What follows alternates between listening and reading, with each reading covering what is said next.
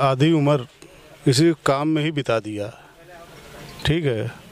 और इस विभाग को हम लोग के ही माध्यम से सैलरी मिलती है। हम लोग जो हैं इस विभाग की रीढ़ की हड्डी है। घर घर जाके बिजली विभाग में घर घर जाके धूप में, बरसात में, लड़ाई झगड़ा, दंगा फसाद सब कुछ होने के बाद भी हम लोग काम करते हैं और हम लोग की सैलरी ना के बराबर दे रही है। ये निजीकरण का जो काम हो गया है, निजीकरण के काम में अधिकारी जो होते हैं ये कंपनियों से अपना कमीशन के चक्कर में हम लोगों का पेट काटते हैं।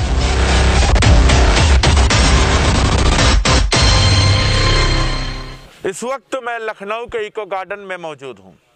ये वही इको गार्डन है जहाँ पर अगर आपको अपनी मांग मनवानी है सरकार से तो प्रदर्शन करना पड़ेगा, यानी धरना प्रदर्शन करना पड़ेगा।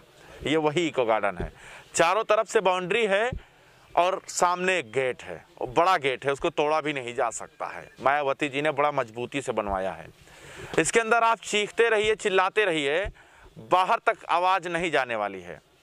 यहाँ पर दीपावली मनाने वाले बहुत सारे लोग हैं। 12 लाख दीप जलाकर अयोध्या को रोशन किया जा सकता है, लेकिन इनके दिल में जो बैठा कसक है कि काश मेरी भी नौकरी सही तरीके से लग जाए।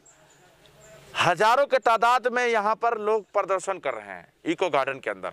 एक ही लोग नहीं है, कई लोग हैं। कहीं पर पुलिस कर्मचारी हैं तो कहीं पर जो है 69,000 शिक्षक भर्ती वाले बैठे हुए हैं, तो कहीं पर बाबा जी बैठे हुए हैं अपनी मांग को लेकर। और अब ये जहाँ पर मैं मौजूद हूँ ये उत्तर प्रदेश पावर कॉरपोरेशन निविदा संविदा कर्मचारी के लोग हैं, यहाँ पर बैठे हुए हैं। इन लोगों से जानेंगे क्योंकि दीपावली में ये लोग यहीं रहेंगे या जाएंगे और आखिर इनका समस्या क्या है इस पर बात करेंगे। सबसे पहले तो आपकी समस्या सुनना चाहेंगे हम कम शब्दों में।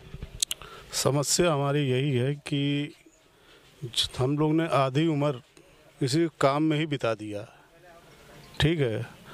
और इस विभाग को हम लोग के ही माध्यम से सैलरी मिलती है। हम लोग जो हैं इस विभाग की रीढ़ की हड्डी है। घर घर जाके बिजली विभाग में घर घर जाके धूप में, बरसात में, लड़ाई झगड़ा, दंगा फसाद सब कुछ होने के बाद भी हम लोग काम करते हैं और हम लोग की सैलरी ना के बराबर दे रही है। ये निजीकरण का जो काम हो गया है, निजीकरण के काम में अधिकारी जो होते हैं ये कंपनियों से अपना कमीशन के चक्कर में हम लोगों का पेट काटते हैं।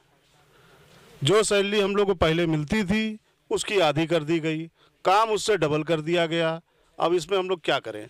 अधिकारी के पास जाते हैं, वो कहते हैं हमसे मतलब नहीं है, आप अपने ठेकेदार से बात करिए। ठेकेदार के पास जाते हैं, वो धमकी देते हैं, मेरे पास पैसा आया मैं दूसरे से काम करा लूँगा, तुम लोग को निकाल दूँगा। ये कोई बात होती है? साल भर का त्यौहार है, हम लोग यहाँ बैठे हुए हैं, ना काम है ना धंधा है। बेरोजगारी इतनी है कि पूछिए नहीं। आदमी एक को हटाएगा दूसरा आके हमसे कम सैलरी में काम करना शुरू कर देगा।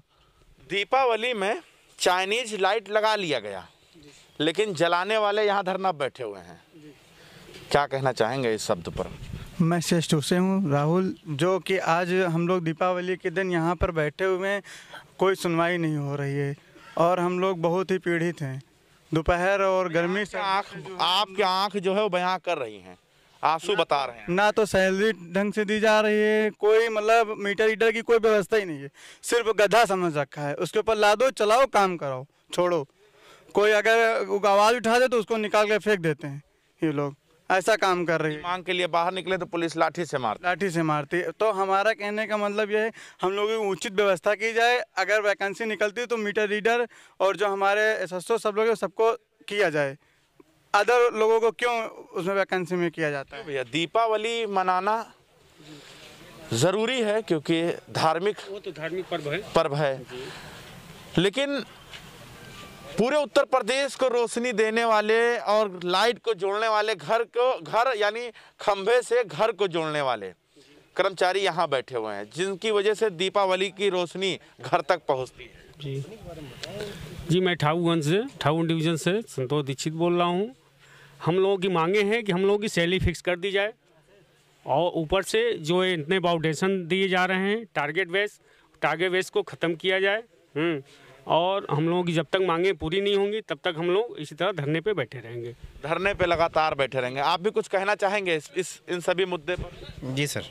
क्या कहना चाहेंगे? संजय महतो, मैं अपट्रॉन। नाम ना बताइए, डायरेक्ट बताइए, मुद्दा बताइए, परेशानी बताइए। हम लोग को फिक्स सैलरी चाहिए। जो कंपनी पिछली थी कॉम्पिटेंट, वो हम लोग को पर्याप्त पैसा दे देती थी, काम चल जाता था। लेकिन अब तो इन्होंने शोषण ही करना शुरू कर दिया है। 4-5 हज़ार की तनख्वाह में कोई काम नहीं कर सकता इतनी महंगाई में।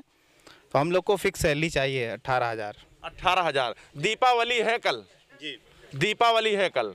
दीप उत्सव मनाया जाएगा कहाँ पर? अयोध्या के अंदर जी। पता है कि नहीं पता है? क्या कहना चाहेंगे इस पर? अब हम लोग जो है पूरे प्रदेश को रोशन करते हैं, हम लोग अंधेरे में बैठेंगे यहीं। अंधेरे में बैठेंगे आप यहीं? पूरे देश, पूरे उत्तर प्रदेश को रोशन करेंगे, लेकिन आप अंधेरे में बैठे। सर क्या किया जाए, जो भी पहले सैलरी हम लोग की अच्छी खासी मिल जाती थी, अब तो है जो कुछ पैसा भी डिपॉजिट करना पड़ रहा है कि कह रहे हैं कहा जा रहा है 20,000 25,000 जमा करना पड़ेगा तब आपको इतना वेतन दिया जाएगा। तब भी कोई ज़रूरी नहीं कि सर इतना दिया जाए, कह रहे 4,000 या 5,000 दिया जाएगा। जो काम करना है करिए, तभी यहाँ पे बैठे हुए सर।